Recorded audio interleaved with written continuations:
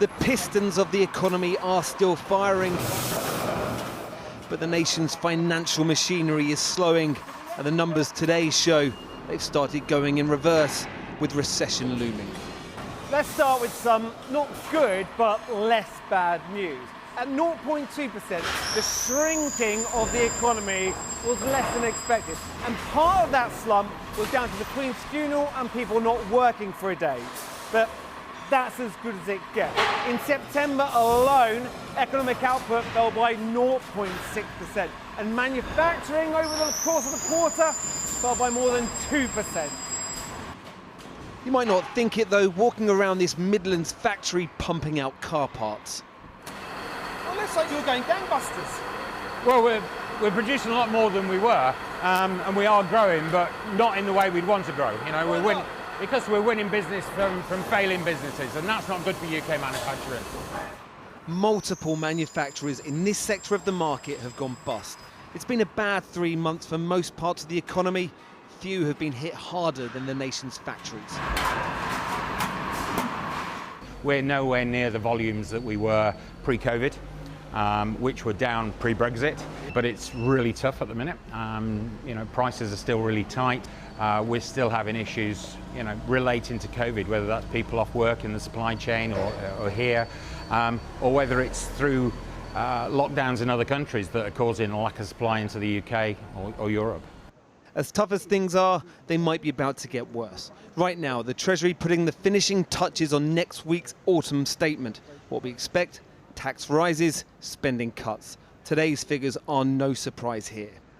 This is disappointing but not entirely unexpected news. So these are global factors, partly because of what's happening in Ukraine, partly because of the pandemic, that all of us are having to come to terms with. And the sooner we do that, the quicker we can give families and businesses hope that there is a way through the very difficult challenges we face.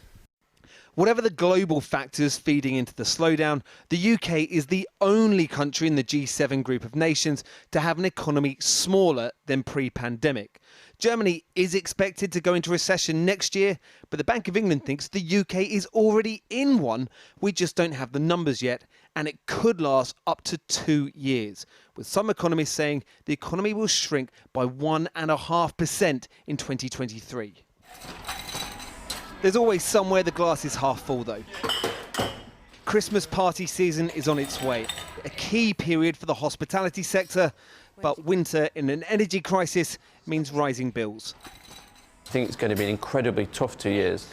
We're entering almost a perfect storm. You've got sea bills being repaid, you've got energy prices that are 4 times what they were, potentially lower footfall. So you might find that what was once a thriving bar and restaurant, you look at it and you're amazed that it's actually closed. Next week, the Chancellor reveals his recipe for plugging a £55 billion black hole in the nation's finances. The bitter reality most politicians and economists agree on: whatever he decides, recession is most likely coming down the pipe.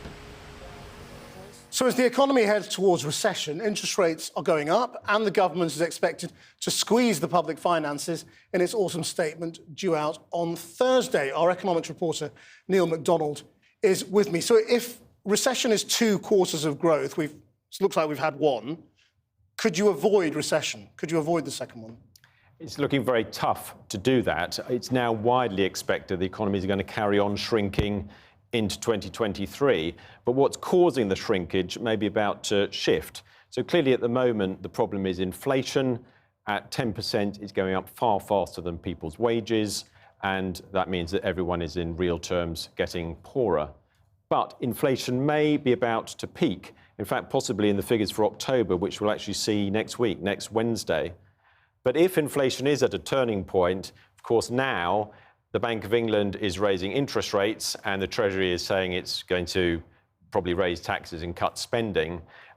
So both the Bank and the Treasury are tightening economic policy just as we head into recession. Well, if inflation is peaking, why is the bank raising interest rates?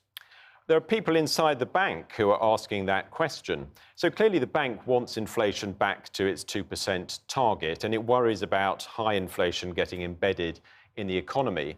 But today, one of the 9 people who actually get to vote on interest rates, Silvana Tenreiro, pointed out that this year already we've seen the fastest tightening in interest rate policy for 25 years. But of course, what we've not seen yet is the full impact of that on the economy. And this is what she points to. So she's looking at mortgage repayments as a share of consumer spending, and you can see how on current interest rate expectations, that goes up next year and the year after, and it just keeps on going up. So in other words, for anyone with a mortgage, their real incomes are being squeezed. And what Savannah Tenreyro is saying is perhaps interest rates have already gone up enough to squeeze inflation out of the economy. And the government is going to squeeze some more on Thursday. Yes, the Chancellor is very clear that eye-watering decisions are on the way on the public finances.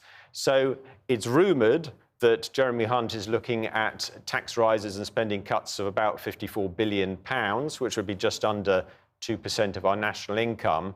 If that's true, then Capital Economics reckons that will match the 2% squeeze imposed by George Osborne in 2010 in his austerity budget. It's worth bearing in mind that, of course, Osborne's austerity plan came 1 year after the economy had come out of recession, not as the economy was just heading into recession. And because now the government says this is necessary because we've got to reassure the financial markets about our ability to control borrowing.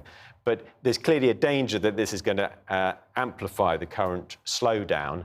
And because of that, I think you may see in a lot of the decisions next week an attempt to shift much of the squeeze 3, 4 and 5 years down the line into the future. Might call it austerity 1.9. Neil, thank you very much.